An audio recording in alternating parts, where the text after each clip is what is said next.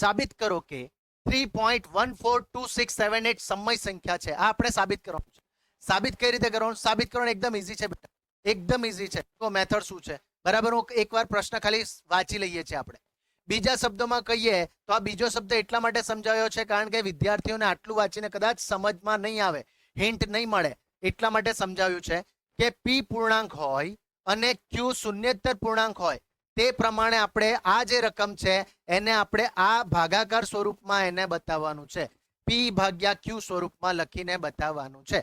બરાબર? ક્લિયર થઈ ગયું? ચાલો તો આપણે એવા જ કોઈ સંખ્યામાં એને બતાવી દઈએ. જવાબ નંબર 6 અહીં 3.142678 શું છે?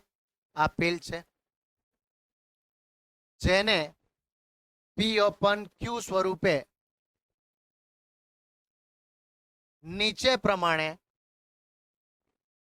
શું કરશું? બતાવશું. નીચે પ્રમાણે બતાવશું. ચાલો બતાવી દઈએ. શું કરવાનું છે જુઓ, આ રકમને હું કોપી પેસ્ટ કરીશ. 3.142678 બરાબર.